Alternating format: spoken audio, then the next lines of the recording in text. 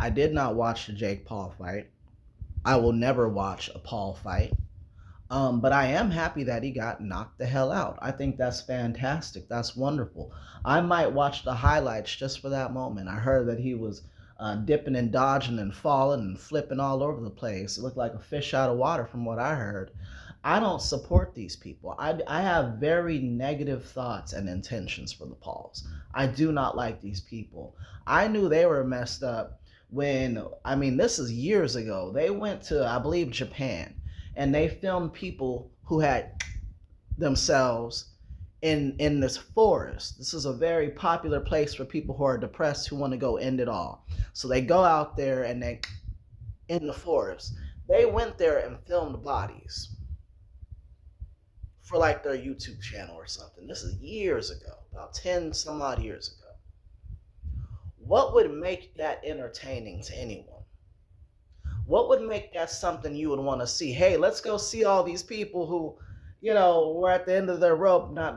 Not saying it like that, but all these people who felt like they had no other options, and now they're gone, and maybe their families, maybe they had families and kids and stuff. But look at this. We're gonna get all the content and the engagement, and we're gonna be big on the algorithm because that's all that matters in life. The algorithm. You know what people are by what they do. They've always been screwed up. And let me tell you, I'm tired of the Pauls and people like the Pauls. These douchey, flavor of the month. Oh, what's the popular thing for me to say? Oh, should I do that? Oh, should I be a white guy and talk with a black accent? Oh, should I kiss the appropriate amount of ass? I once saw Logan Paul go on a rant about how handsome Drake is. Weird, weird. Oh my God, Drake, he's so hot right now. Let me just say that he's hot. You know what I'm saying? It just, I wonder if these people have an original thought in their mind outside of cunning and scheming for making money, which salute, they make great money. Good for them. They got more money than me. I can't talk about them as businessmen. They're clearly fabulous businessmen. I hate the types of businesses they engage in. I'm not a fan of it. You might as well be dumping pollution in the ocean. But again, they got more money than me, so they must be doing something right. Okay, but they're just hollow people. And I'll be happy when this type of celebrity goes away. It all started with the reality TV people and the Paris Hiltons and the Kim Kardashians. And it just became this evolution of vapidity. All these vapid lost souls, all these people coming out who had absolutely nothing to say except for the things that they thought everybody wanted to hear. To be a celebrity, you used to have something about you. You used to have some sort of je ne sais quoi, some sort of charisma, some sort of star power, and it's something that can't be taught, and you're born with it or you don't have it. And that's why they throw these people on a movie set and throw millions of dollars at them because they have that one thing, that thing you can't quite put your finger on and you can't bottle it. These people don't have it. None of these people have it. If you're over the age of 15 and you watch these people and you are not physically repulsed and repelled and depressed for having lost brain cells, having watched it, I don't know who you are. I don't know what you're doing. I don't know why you have no sense of judgment, but they're garbage. They're garbage.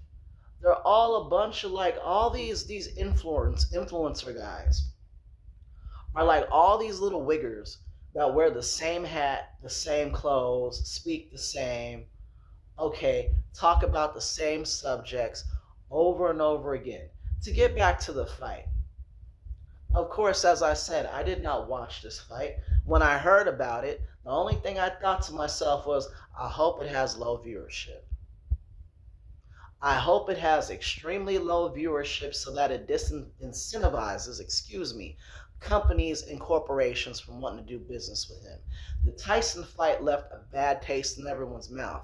I, being an idiot, played hooky from work, okay, and went out to the local pub. My friend was throwing a shindig around the Tyson Paul fight.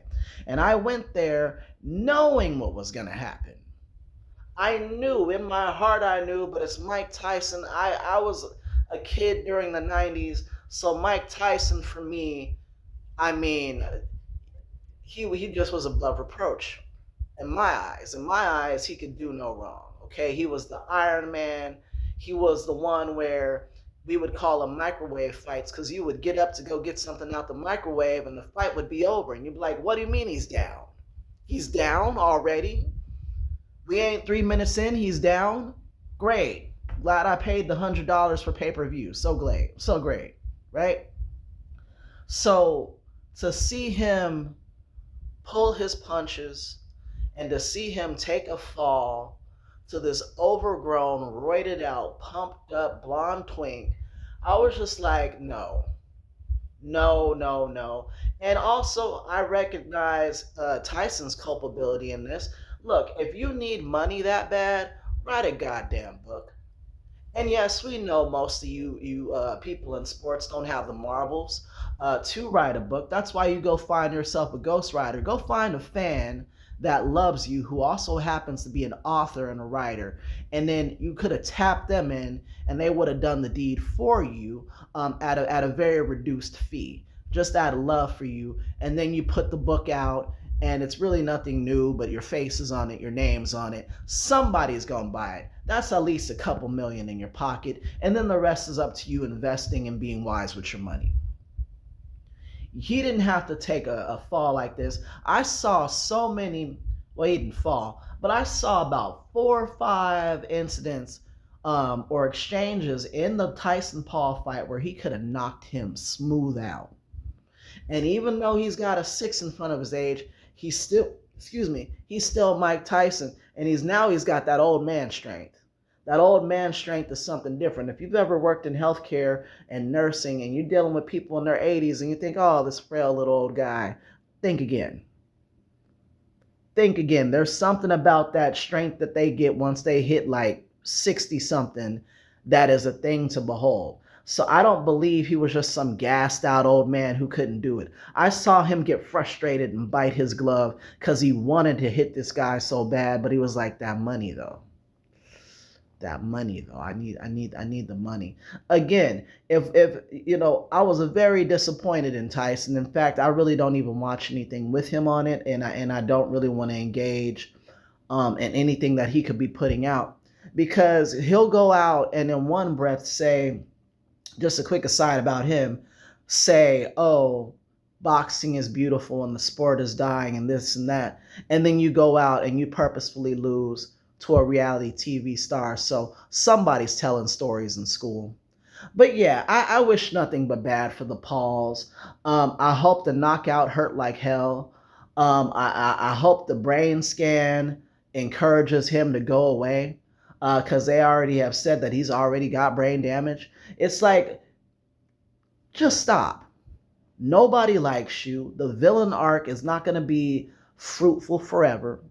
Okay, just go away. Just stop. If your opponent made 100 million, I'm sure you made way more. You got more money than God. What else do you need? You know why? They keep going. They keep going because these people are not fulfilled. These people who live for other people's opinions can never be fulfilled. Doesn't matter how much money they have, or how many women they have, or how many cars they have, or how they dress in the style that is socially acceptable and a part of the zeitgeist, and they fit in and nobody questions them and they're just in and they're an NPC. It doesn't matter what they do. They're still empty inside. That's why they have to keep doing goofy shit. I wish nothing but bad for the Pauls. Can't stand them.